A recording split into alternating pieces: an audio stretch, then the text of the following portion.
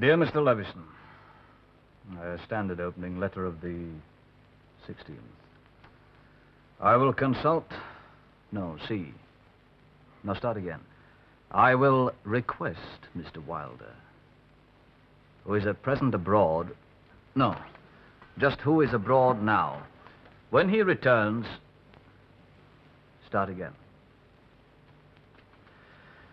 Mr. Wilder is abroad. When he returns, I will request him to give instant consideration to your...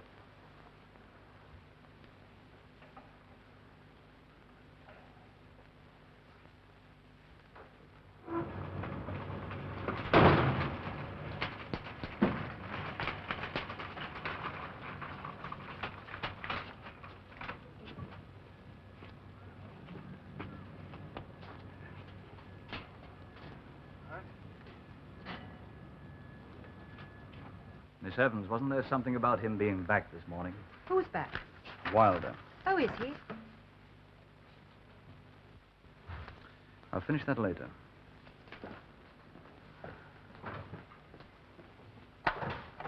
Miss Lingard. Yes, Mr. Corbett. Is Mr. Wilder back? Should he be? I haven't seen him, but then I've only just got in. I'm answering letters he probably already dealt with. Have you any idea where he went and for how long? No. Nothing following Mrs. Wilder's message to cancel his business engagements last week. Thank you, Miss Lingard.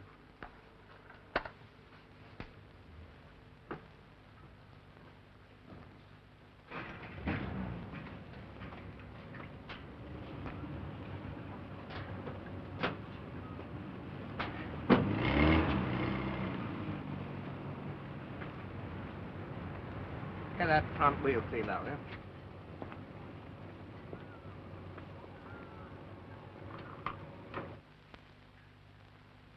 Unfortunately, Mr. Wilder's abroad at the moment. Henderson. And it isn't certain for a day or two when he'll be back, etc. Yes? Come over here for a minute, will you? Well, I've only just lobbed in from Paris. I'm in the middle of a week's mail. Who is that? David. Oh, right. 20 minutes? Thank you. Ticket to Sir Gordon Rebbage. With regard to your request for an appreciation of... You didn't tell me Mr. Wilder was back. I didn't know he'd been away. Oh. With regard to your request for an appreciation of the VTOP...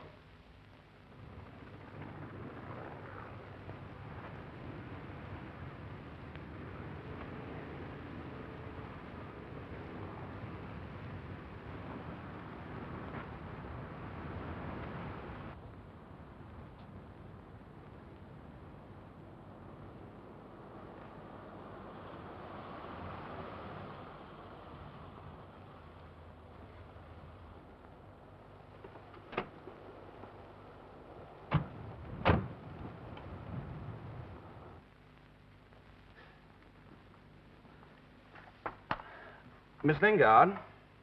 Yes, Mr. Henderson. Is Mr. Wilder back? Well, I haven't seen him. Why, were you expecting him? No, thanks, Kay.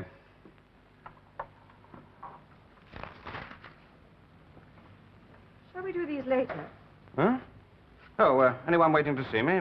No, I think everyone's waiting to see Mr. Wilder. Well, no one seems to know he's here except us. The early birds will have seen him too. There'll be a queue all the way to Whitehall soon.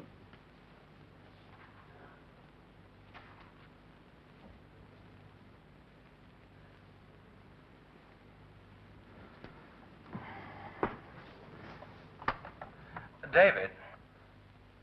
Mr. Corbett. Yes? Oh, is Mr. Corbett there? No, he's over at instrumentation, but he shouldn't be long.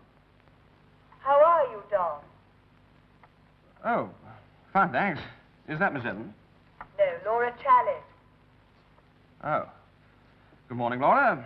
You're waiting to see him, are you? I can just as easily wait for you. Why don't you come up? Right. Good.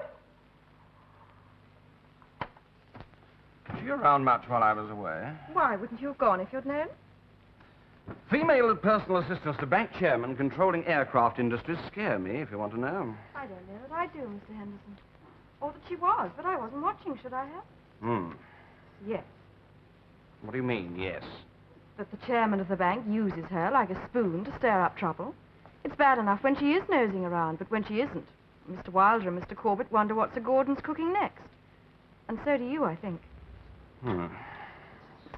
I wonder about all women, love. I knew you were natural, but I didn't know you'd been celibate.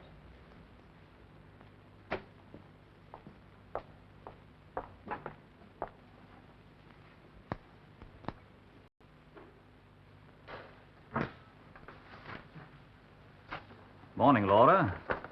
I didn't know you were coming down. They look important. Who are they?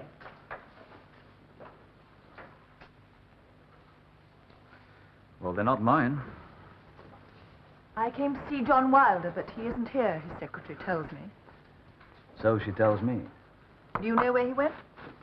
No. Then form can be ignored, can't it? Sir Gordon wanted me to see you after Wilder, merely to observe it in any case. And he wanted me to make that clear to you. Do you want Miss Lingard down here? Hmm?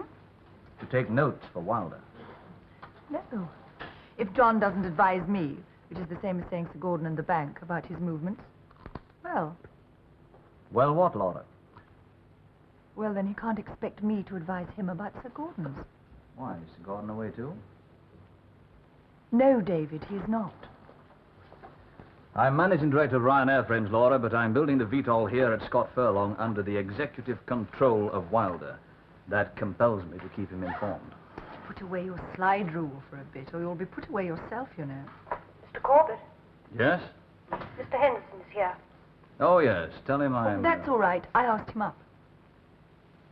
He's a Wilder man, you know. As sales director for VTOL, he's directly answerable to you. Mrs. Wilder's here first and my sales director second. Bad news disturbs more at second hand. One of Sir Gordon's few aphorisms. Have him in, David. We will see Mr. Henderson.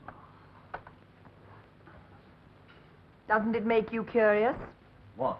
The limousines, the motionless cavalcade. Don, do you know who these belong to? Oh, quite a squadron. When did they come? I don't know. We thought you might have brought them back with you. Frenchmen buying VTOLs. Frenchmen don't ride in that make of car.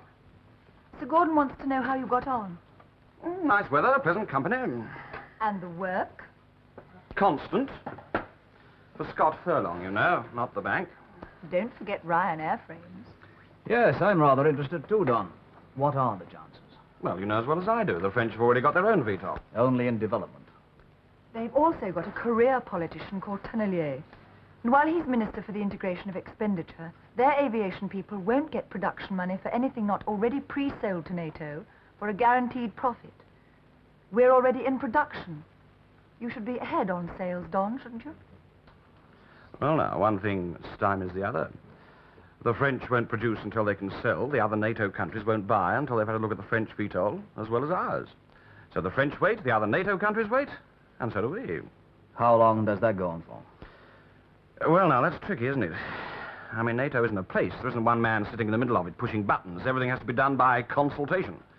And that sort of consultation usually takes as long as the conferring parties want it to. Well, then it's not so bad, is it? If our government had delayed production of the VTOL for 6 months, I'd have turned out a better aircraft. And in 6 months, you might have got enough control to produce it yourself instead of having to do it under John. That was not my consideration then.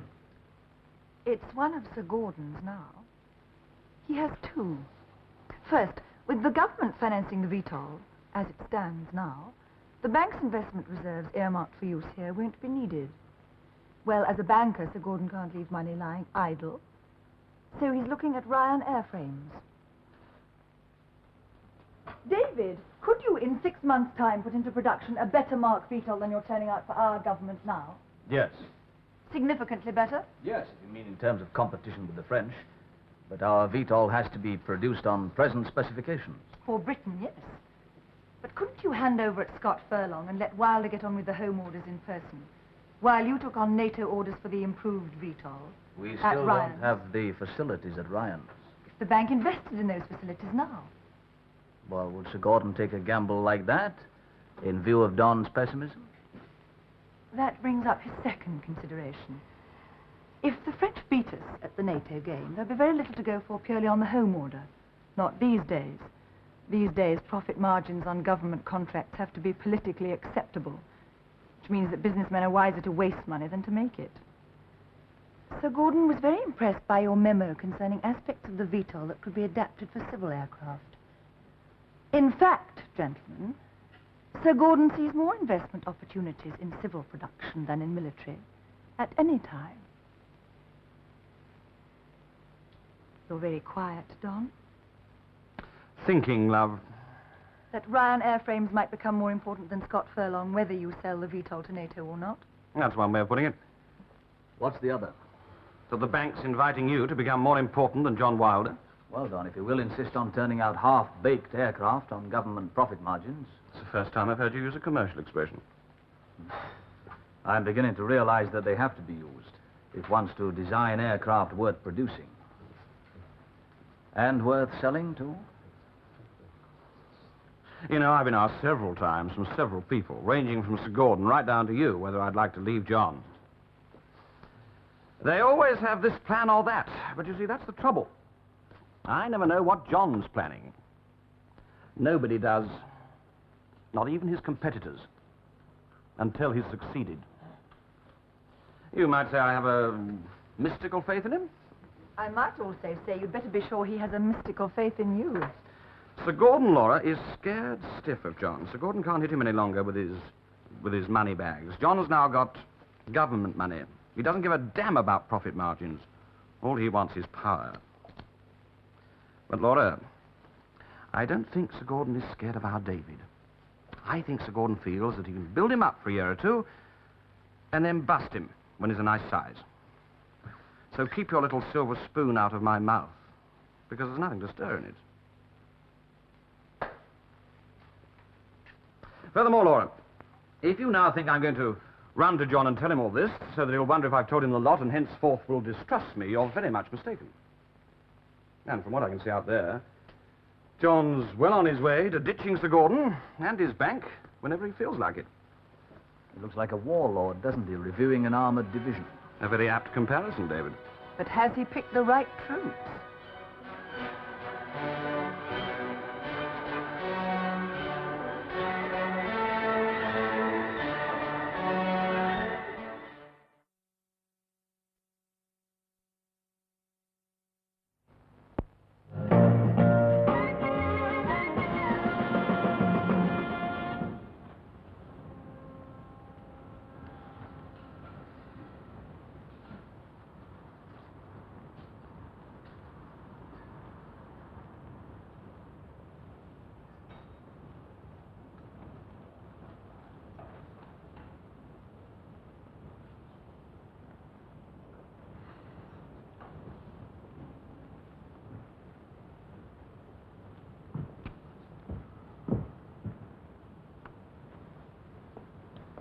Excuse me, Sir Gerald.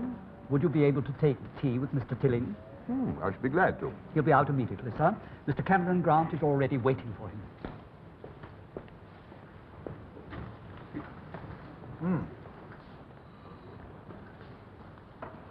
Thank you. Good morning. Good morning. I haven't taken tea with you since the Tonnelier business. That also began with a meeting at which I didn't expect you to be present. Yes. What's worrying Tony Tilling? I've no idea. How are things at the bank? Are you staying on the board there now? I could think of no reason why I shouldn't. Fenner's resigned from Scott Furlong. And Harper's leaving Ryan Airframes. Either place would suit you better than a bank. In what sense? You're a prominent backbencher specializing in aviation. The bank, my dear Jim, finances both those firms. I'm quite content where I am. It hasn't financed them much lately. The state has. I was also present when Sir Gordon, the chairman of the bank, promised those two directorships to you in circumstances suggestive of blackmail, bribery, and false pretenses. I'm surprised that you've forgotten. No, I haven't forgotten. I just wonder whether you have. Hello, Tony. Well, nice to see you two hobnobbing. The terrace must be astonished. Yes, I should think the terrace has now realized we've been politically compelled. Do you ever just have tea out here socially? And do you really think this is a discreet place to discuss party policy? Oh, you know the subject, then? No. No, I hadn't even speculated. You're connected through a bank with Scott Furlong, and you haven't heard that John Wilder's been showing the Germans a secret aircraft. I can see nothing extraordinary in that. He would have had to apply for a ministry clearance in the normal way, and I don't think one would have been granted if it shouldn't have been. Yes, I must say that I find your present trust in the man most reassuring. Can I give my committee colleagues your personal assurance that we can trust him too? Tony, I don't feel that I'm ethically free to discuss this. You see, I cannot be privy to party policy which might be of interest to the bank of which I am director. Well, Tony was hoping you'd been privy to bank policy that might be of interest to the party, of which you are a member. Well, let's say that I was wondering whether you would like to sit on my committee and advise it matters concerning aviation. After all, that's your field. I might then have to resign from my position in what you call my field. And, of course, I should be quite prepared to do so, in the interest of the country, let alone the party, but not, I think, merely to be a committee man. Yes, that's no way to become Minister of Aviation. The trick is to jump straight in from nowhere, and then the civil servants don't expect you to know what you're talking about, and you can run things your own way from simple ignorance. Unless, of course, you wish to become a young minister. And then distinction's not enough, and you need qualifications. Yes, all right then, young Jim. What's your view of the Germans? I mean, of course, Wilder's Germans. Well, that largely depends on one thing. Oh, the ministry knew he'd show them around because of the clearance. But did David Corbett, the man who really made the VTOL, and/or did the bank? You could tell us, Gerald, but as you said, you... I can only tell you this. I didn't know the Germans had been at Scott Furlong until they'd left. And if you didn't know, do you mean to say that Corbett and Sir Gordon didn't either? I mean no more than what I've said, which I really believe is all I should say. Oh, don't rush off. Tea's here. Thank you, Teresa. Leave it. Well, what's the Daily Globe's line on the Germans these days? Oh, I'm so sorry, I forgot you're on that board, too. You, too, have your connections with the publicity world through your advertising and, what's the term, PR agency? Oh, yes. We're both in the right positions to help Tony. I flatly disagree. And precisely because of those positions, I would remind you of our discussion before Tony came. Oh, what did I miss? Well, nothing. Nothing, at any rate, that would stop me sitting on your committee. Well, frankly, Jim, I wasn't going to invite you. I was hoping Gerald would sit, and you might assist. Oh, yes, that stuck out. You hoped Gerald would investigate Wilder and his Germans because he likes Snyder, and then if he found anything compromising Wilder, he'd very gladly tell you, out of public duty, shall we say. But, oh dear, oh, what if he found something compromising the bank, too, What then, Gerald? Well, then either you'd have had to resign from the bank and carry on with the inquiry, or stay on at the bank and hand the inquiry over to me like a hot potato, whatever the party thought of you. It's hard to see what kept you off altogether, morality or self-preservation. Yes, well, anyway, Gerald did keep off. Gerald Sugar. Right. But then he was particularly well placed to begin the investigation. And you're not. Oh, don't worry about that. I'm even better placed to begin it than he is. I'm not pushing for this committee seat, you know. I'm finding myself in it from a process of natural selection. Who else could you get for the job? I take it you've an objection, Gerald. I have a compulsion to speak to Grant alone. Oh, then I'll look in on Preston. He's in Ireland. Oh.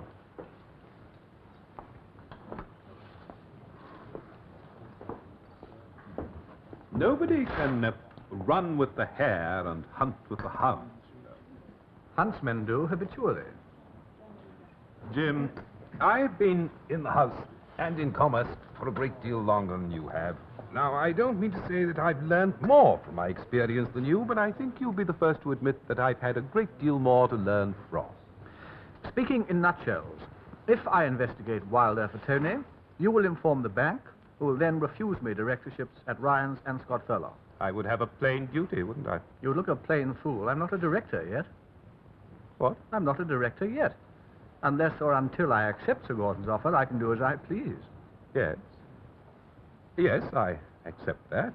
I even think you've made the right decision. Your first commitment is to the house, and it would be rash of you to compromise it. That's really all I was concerned about. Yes, I'm very relieved, even impressed. I haven't set out to impress you, Gerald. I'm not making a deal either. But you will realize, I suppose, that if I accept the directorship, you'll be able to warn Tony Tilling that my inquiry must be biased. Hmm? And then, of course, if Tilling took no notice, well, you could always think about inserting the odd scurrilous word in the right ear of the Daily Globe.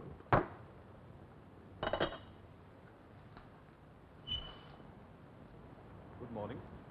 Good morning.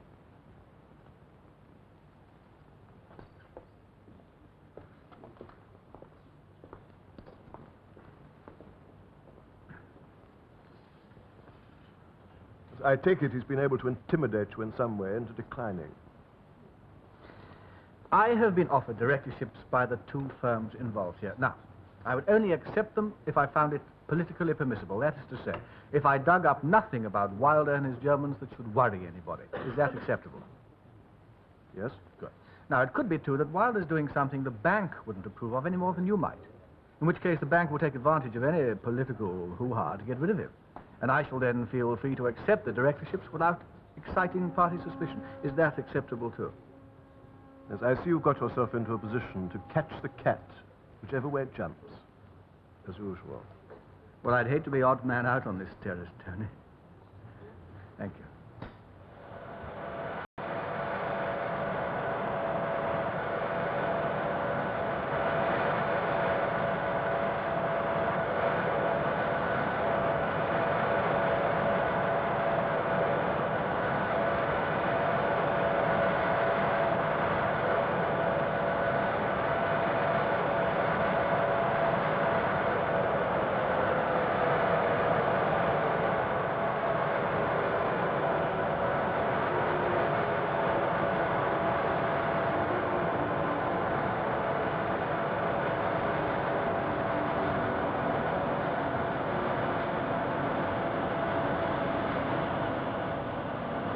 Yes, I would like to discuss this with Mr. Corbett.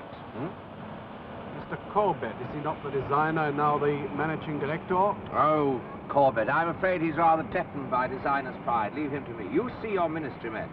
They'll produce a contract. We'll produce the aircraft your Luftwaffe needs. There are more than my ministry men to see, Mr. Wilder. They are all the ministry men in all the member nations of the North Atlantic Treaty Organization. Always we must proceed with that consideration in mind. Yes? Prominently.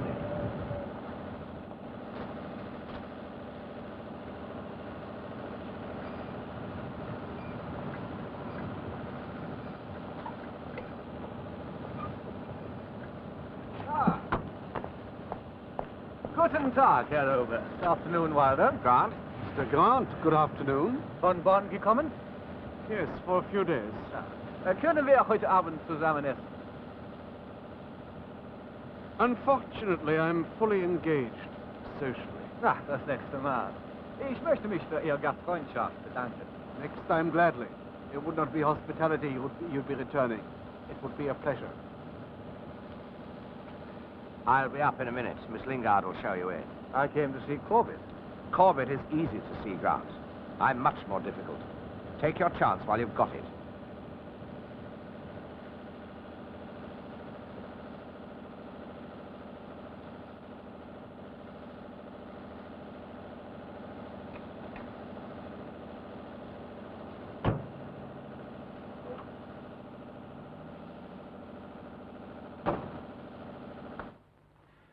Miss Evans?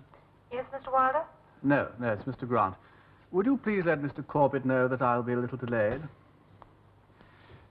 I've been intercepted by Mr. Wilder. Intercepted? I sent for you. Yes, so did Corbett. I got his invitation, but I didn't get yours, possibly because I didn't spend the weekend in London. It's very good of you to keep us both informed of your movements now. Well, what's on the agenda with Corbett? Haven't you been consulted? You're not an aircraft component. That's all I ever consult him about, or he me. Have a nice weekend? Laura Chalice or anybody else I know? Oh, it was purely social. Aren't I supposed to know anybody socially? Sie sprechen gut Deutsch.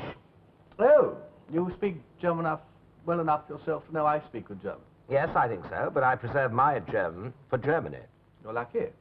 Hmm? You're meeting only those Germans over here who speak your language. I sometimes feel that it's difficult to find British who do. Let's try again. What does Corbett want to see you about? I haven't decided. Well, let's try basic English. Is it in connection with Harper's retirement? That's not basic English. You mean, is it in connection with the vacant directorship at Ryan Airframe? Good, good, promising. You know that Fenner is also retiring from Scott Furlong. Yes, Sir Gordon advised me of that, too. He's meticulous about his promises, it seems. Yes, I'm rather surprised that you haven't reminded me of mine. Well, I didn't see the point as I had Sir Gordon. Well, the point is this. That while Scott Furlong no longer needs the bank's money, I can plot any movements Sir Gordon makes to put somebody on my board who I might not care for. Then I do remind you of your promise. And I'll remind you, you got it for selling nothing for something. Yes, but that's all I sold Sir Gordon, too. And if I can sell both of you that, just think how many VTOLs I might sell other people. Sitting on whose board? Mine or Corbett's? It's not a question of whose, it's a question of both. Understand this, Grant. You have exactly the touch that I require, provided you use it for me. But I will not have you use it for me one day and the next for Corbett. But don't worry, I never use it except for myself. So, if you accept a seat on my board, you do it on the firm understanding that you decline one on Corbett's. Mm-hmm. Well, now, I think I'll go and see what the other candidate has to offer. I may drop back, I don't know. Grant, I haven't been offering. I've been threatening. Have you? I wasn't sure whether you were in a position to. Auf Wiedersehen. Auf Wiedersehen. Or whatever you think you mean by that. Where was he phoning from? Mr. Wilder's office. Miss Lingard sent for him? No, he used Mr. Wilder's intercom himself. Am I interrupting? Not at all. Am I? Oh, I wanted to see Wilder in any case. I'm interested in his Germans. Do you know what they're up to? I haven't been accorded the privilege of meeting them. But you have noticed them. It'd be hard not to. Wilder holds a morning and afternoon parade under my window every morning. What does old Harper think about them? Old Harper ceased to think about anything. He's retiring. Yes. Yes, Sir Gordon told me about that. It could bring us together, you know. You can put it plainly. Sir Gordon advised me 6 weeks ago that he'd be pleased if I appointed you. Do you intend to please him? I'm a new boy. I have to. Good. But I'm not so new that I haven't noticed that he trusts me more than he trusts John Wilder. And if I were ready to resign rather than have you on my board, I am sure that he'd understand. Well, why put it to the test? Perhaps I trust you more than I trust Wilder. As you say, you're a new boy. We might get on. I won't have you messing about on my board for the benefit of his. Yes, but they're both his boards, really, aren't they? I mean, he's got the overriding word. At present, but with you garrotting me, he'd have me for good. Yes, I don't think I'd find that satisfactory either. Then join me, but not him. Think you can make the weight, David? The way I look at it is this. If there's a fight, it's advisable to back only the winner. Oh, I'm afraid in this fight you'd have to join in before you got the answer. Think so?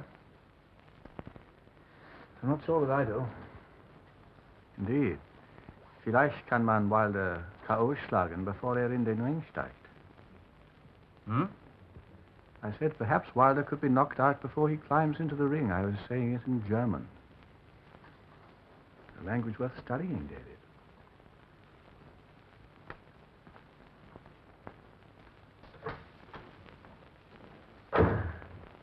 David? Yes? David, could you look in? Well, I've got someone coming. Is it important? A little. Yesterday's enemies, today's friends. What? My Germans. I want to talk to you about them. I'll be straight up. John.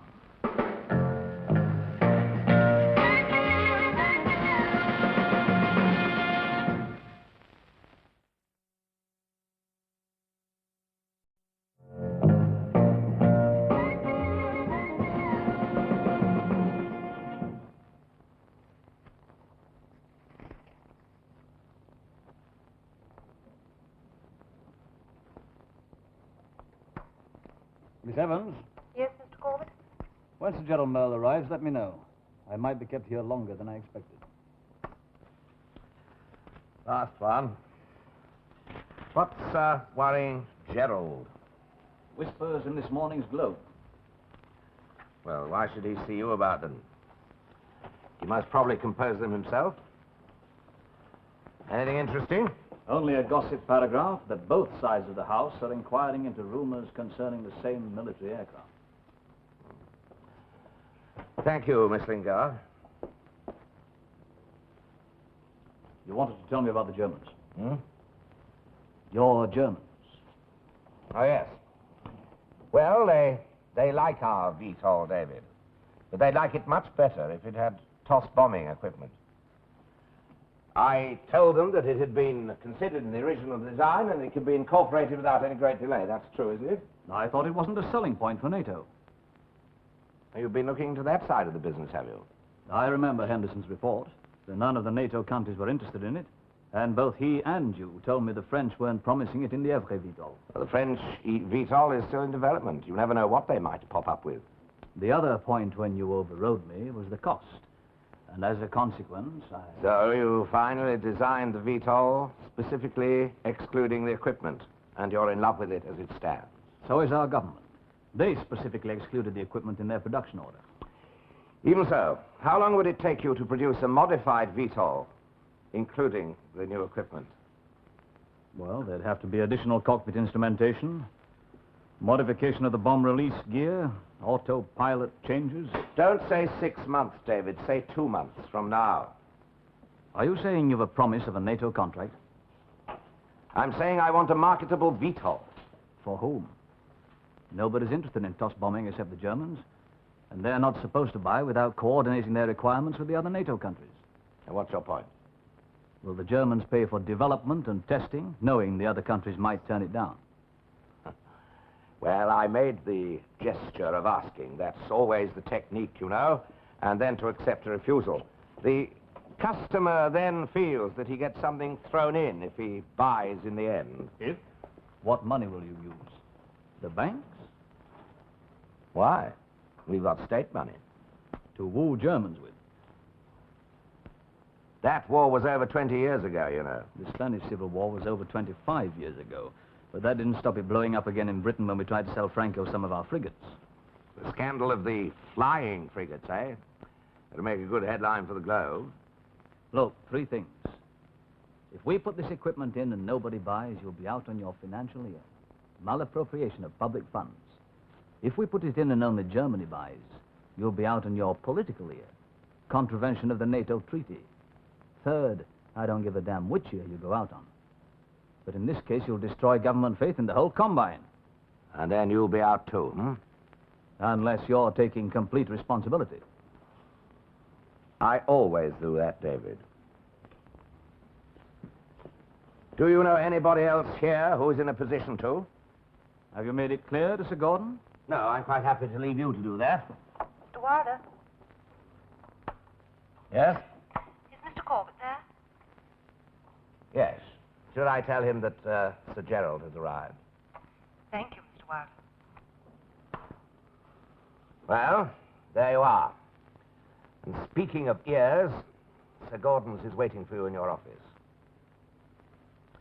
David, state your objections as strongly as you please, but get your team on that new equipment tomorrow. If you're taking the responsibility, I'll get them onto it today. Mr. Wilder, Yes? could you see Mr. Grant, Mr. Wilder? Yes, and let me know as soon as Sir Gerald. Still here? I thought you'd gone back to London. I saw Sir Gerald's car outside. Which one of you is investigating me on behalf of your party? Well, I am, officially. It's a bit objectionable, even for you, isn't it, to spy on your prospective boss?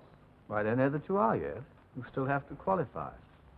That would be a rather upside-down procedure, even for us. I don't think so. Your friend, the Oberstleutnant, has always been an advocate of toss bombing.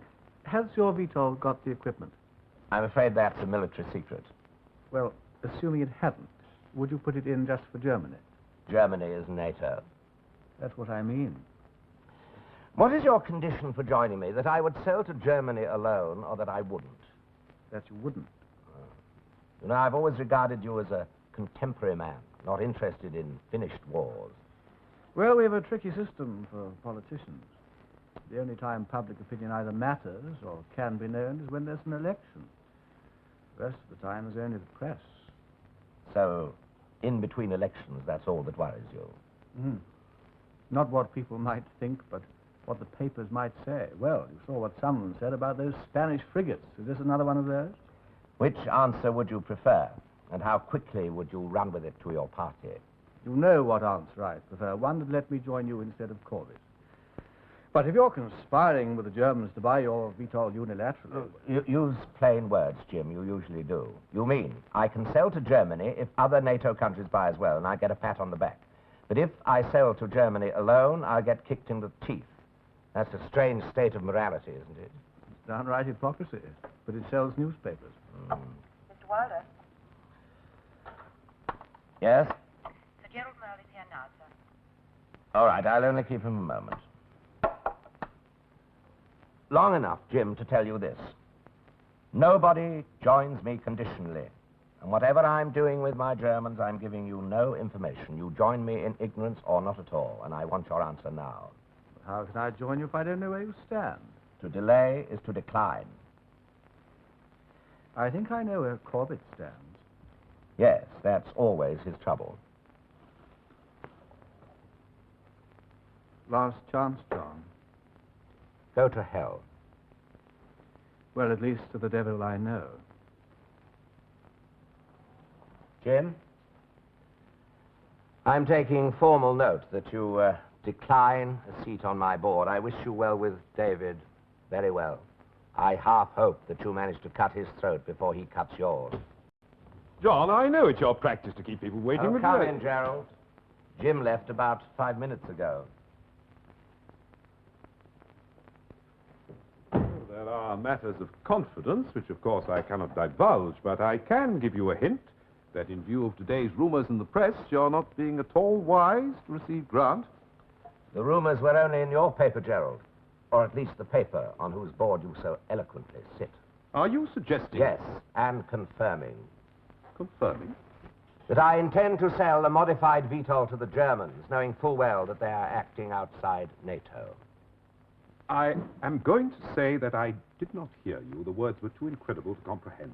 And I'm going to advise Say, if you didn't hear me, then I'll repeat my words. You're not leaving this office till you fully understand me. Now, Gerald, you have 3 duties, and I'll save you the trouble of trotting them out. You have one to the party, another to the bank, and another to the globe. You have my blessing to fulfill all 3. Are you beyond reason? If you mean argument, yes. Then you'll have to be stopped. I can't be. The Germans are releasing the news to their press this morning. It'll be coming through the agency wires to the globe now. I suggest you do this, Gerald. Use my telephone. Ring your party headquarters first and get the news in before Grant can. That will do him politically. Then get on to Sir Gordon and get a jump ahead of him at the bank. I'm sorry that you'll be too late to impress the globe.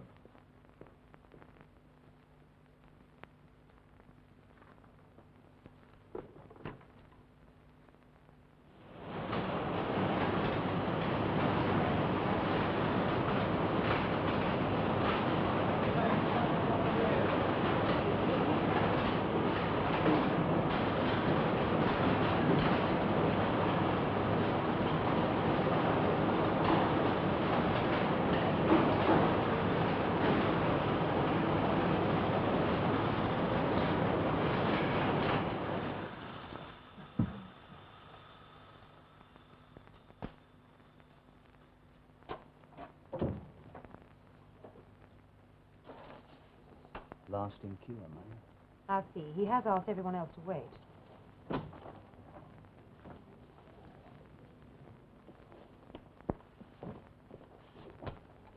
This afternoon, then.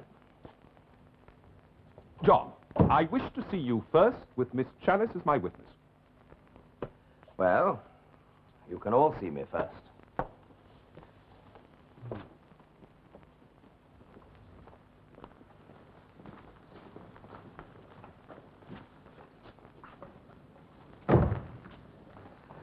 Do sit down. It looks like a funeral gathering. I'm rather afraid it is. I am not going to speak in front of Grant, and neither are you, Miss Chalice. Unless, indeed, you are already on Mr. Corbett's board. Am I? Pending only the formalities. Even so, perhaps you will have the discretion to leave Miss Chalice and myself alone with Mr. Wilder. We have to perform a rather unpleasant Duty? Yes. Which is to demand my resignation. Sir Gordon feels that after this morning's papers, you might like to offer it uninvited. And who has he in mind to take my place? David there, who's already told the press that he has no responsibility. Grant, who has chosen to join a man who, on his own admission, is not big enough to take responsibility. Or Sir Gerald, who, despite his connection with Scott Furlong, has already spoken in the House, deploring my action. A most honorable and public-spirited gesture. Actually, Sir Gordon's thinking of Don. Well, what have you been up to? I thought I'd pulled out all the knives. You can damn well tell Sir Gordon that if he hasn't got the guts to come down here and tip out John himself, he hasn't got the muscle to lift me in. If John goes, I go. You can also tell Sir Gordon that I refuse to resign. That man you saw leaving just now was from Paris, representing Tonnelier. Tonnelier, the French Minister for the Integration of Internal Expenditure, has decided that since the Germans are buying unilaterally, further development of the French VTOL would be unprofitable. He is, as I expected, and as the Germans expected, the Germans wishing to be the boss of the common market, of which Britain is not a member, he is, therefore, advising his government to scrap the Evre VTOL and buy ours. Don, get down to Rome. If you haven't got the Italians in your pocket by next week, you're sacked. Then go on to Brussels and The Hague. Leave the others to me. And the rest of you, if you don't mind, get out of my office. I've got a lot of work to do, and you are, none of you, any damn use to me, having made public fools of yourselves. And Gerald, say the same to Sir Gordon and the House. I no longer need bank or state finance. I'm being financed continentally. But don't say it to the Globe. I found the Globe very useful. Because of their gossip, the Germans closed with me before the bomb could go off. Oh, by the way, Grant, the Spaniards,